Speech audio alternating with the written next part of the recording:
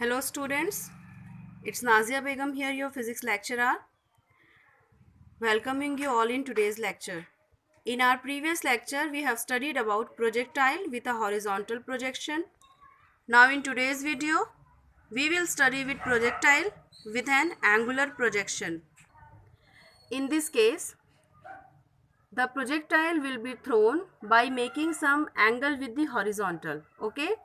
So, to understand this case, you can imagine that you are standing on a surface and from the surface you have thrown one projectile. Okay, so this is the horizontal, which is denoted by x-axis. This is the surface in which you are standing, and you have thrown something. Okay, any object, that is projectile. That projectile is thrown by making an angle theta from the horizontal. Okay, and we have thrown it in this direction. Here you can see. Okay, so this direction, this initial velocity is making angle theta with the horizontal. So when the projectile starts moving in this direction, because of the velocity it will move forward, and because of the gravity it will move downward. So forward and downward, that both the motion together make this type of path. Okay, and the projectile travel a distance OA in the horizontal line and strike at point A on the horizontal, as well as in vertical direction it travels this much distance. This is horizontal and this is the maximum height the projectile has achieved. So this much distance, maximum distance, it has traveled in vertical position. Okay, I hope you all have understood the diagram. So here from the point O, one projectile is projected with initial velocity u by making angle theta with the horizontal. Okay, and it has covered a distance OA and reaches at ground. Now when we have thrown the projectile, because it is making angle theta with the horizontal, so now we will resolute the velocity in two rectangular component. Okay, so you have seen this is u sine theta, vertical component of initial velocity, and this is u cos theta, horizontal component of initial velocity. Okay, now let's discuss some points which we have to keep in our mind when we are deriving the formulas for projectile with an angular projection. So first one is the horizontal and vertical components of velocities are independent of each other. Okay, they don't depend on each other. Second, the horizontal component of velocity u cos theta remains constant. Third, the vertical component u sin theta decreases constantly with increase in height as acceleration due to gravity acts downward from O to B. At point B, vertical component becomes 0, and thereafter from B to A, u sin theta increases uniformly acting downwards due to force of gravity. So let's discuss this third point with the help of figure. So the second point was that the horizontal component of velocity, that is u cos theta, remains constant. It means when we once throw the projectile, okay, so it has two components, u sin theta, because of which the projectile is going up, and u cos theta, because of which the projectile is going forward. Okay, two motions are there, upward motion and forward motion. So u sin theta helps the projectile travel in upward direction, that is y axis. U cos theta helps it in moving in forward direction. Okay, so here what happened, u cos theta remains constant. That means the motion of projectile in x axis, that remains constant throughout the flight. But u sin theta, its value changes. Okay, so initially what happened, when we have thrown the projectile, so first u sin theta gradually decreases, As the height increases, u sin theta, as the height increases, u sin theta decreases. Here at point B, the projectile reaches its maximum height, and here u sin theta, that value is 0.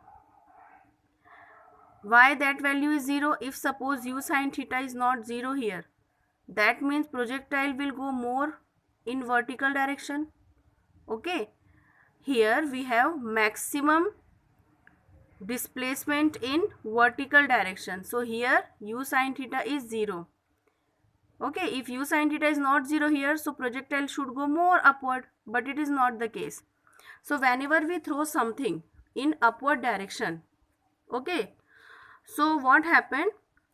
The object loses its velocity when it is moving in upward direction. At the maximum height, the velocity becomes 0, and that's why the object starts falling down under gravity. If at maximum height the velocity is not 0, that means the object will further travel in upward direction. But it is not traveling in upward direction, it means somewhere its velocity becomes 0 and it loses its motion in upward direction, and then because of gravitational force the object starts falling down. Okay, I hope you understand the logic behind this. So here at the maximum height, what happened? U sin theta, the vertical component of velocity, that becomes 0, and that's why the projectile starts falling down. But because u cos theta is having constant value, so still u cos theta exists. It has constant value.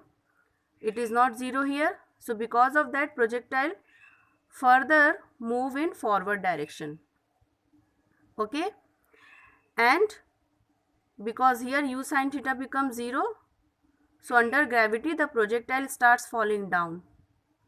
And when it is falling down, again u sin theta starts increasing. Okay.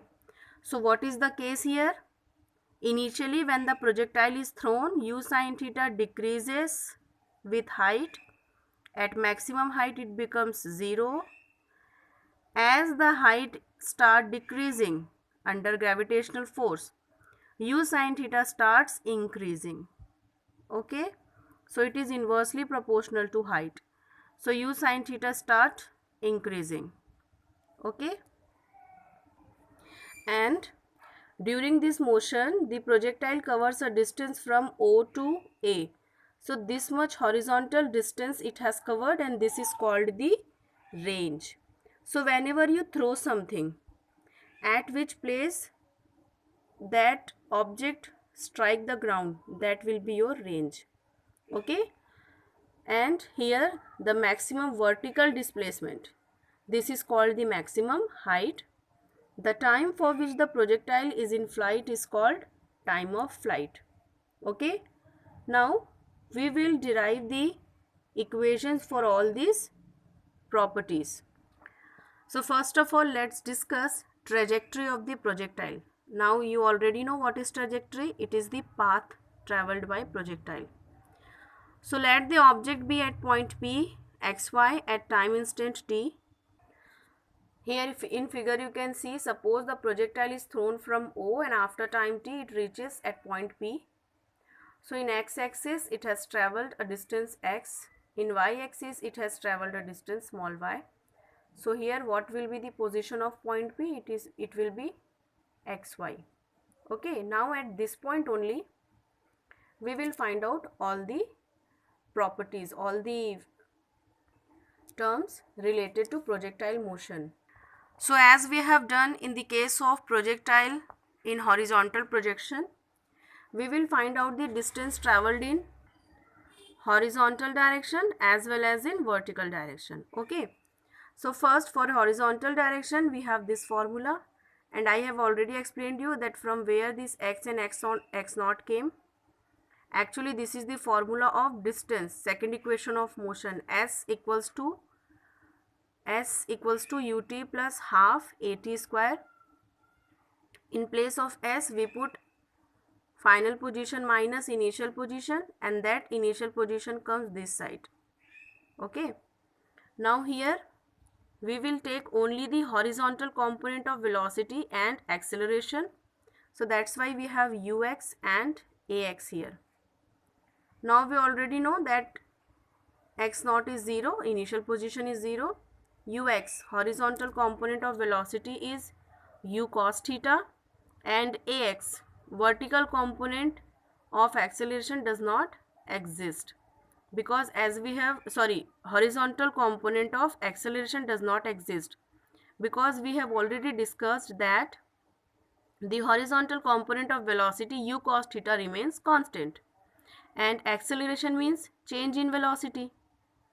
Okay, now because u cos theta is constant, so there will be no acceleration in horizontal direction.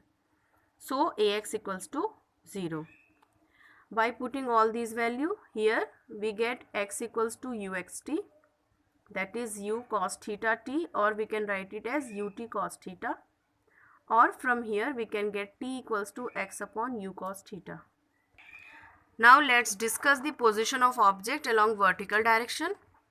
So for here, for vertical direction, we take everything in y component. So initial point is 0, so y naught is 0. Uy equals to u sin theta, and ay equals to minus g. Why we are taking minus g here?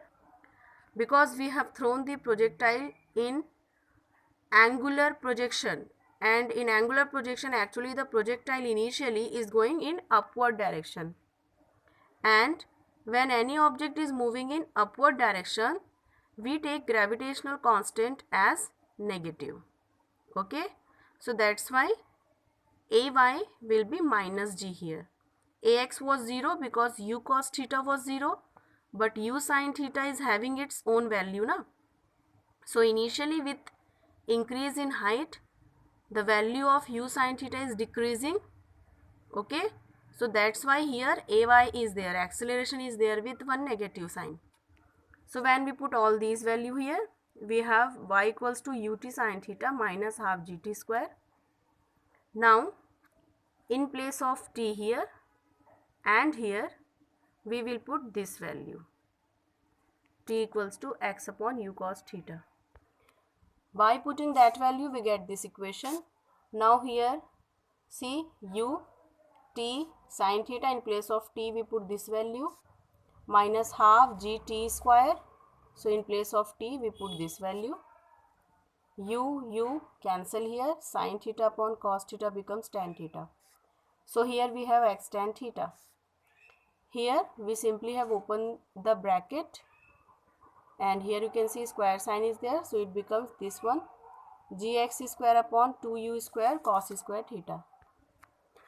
Now if tan theta will be considered as a and g upon 2u square cos square theta can be considered as b, so this equation can be written like this: y equals to ax plus bx square. Okay, and here a and b are constant because the value of tan theta and g upon 2u square cos square theta, they remain constant because theta's value is once set at the time of throwing the projectile, it will not change. So that's why tan theta and cos theta, they have constant values. G is constant, u is constant, that's why a and b are constant. So y can be written like this: ax plus bx square, and this is the equation of parabola. Okay, hence when the projectile is in motion, it follow a parabolic path. So here we have the trajectory of projectile as parabola. Now let's discuss time of flight. It is the time interval during which the projectile remains in the flight. In other words, the total time from projection of the projectile to its landing is known as time of flight. Now we have one formula here that in projectile motion, time of ascent equals to time of descent. Okay. the time the projectile takes to reach the maximum height, the same time the projectile will take to again reach the ground from the maximum height. So the time of ascent is equals to time of descent. Now suppose time of ascent is t. So what will be the time of flight? Here you can see t equals to 2t. Time of flight means total time taken by the projectile to move from O to A. Now the time taken to move from O to B is called time of ascent and B to A is called time of descent. Both are same. So if this is t, this is O to B. If here it is taking time t, so for B to A also it is taking same time t. So if we have to find out the time of flight, that means from O to A, it will be 2 into small t, or small t, that is the time of ascent or descent, equals to capital T upon 2. Now at the highest point of its motion B, vertical component of velocity Vy equals to 0. So we have first equation of motion as V equals to U plus AT. If we write that equation in terms of vertical component, so we have Vy equals to Uy plus Ayt, Uy equals to U sin theta, Ay equals to minus g, small t equals to capital T upon 2, and Vy at the highest point, what is the final velocity? 0. So in place of Vy we put 0 and other values we put in this equation. So we get this equation, and when we further solve this equation we get t equals to 2u sin theta upon g. This equation, okay, is here minus t. If we transport it this side, it become plus g t upon 2. Then t we leave here only, 2 and g. When it transport this side, we get this equation of time of flight, t equals to 2u sin theta upon g.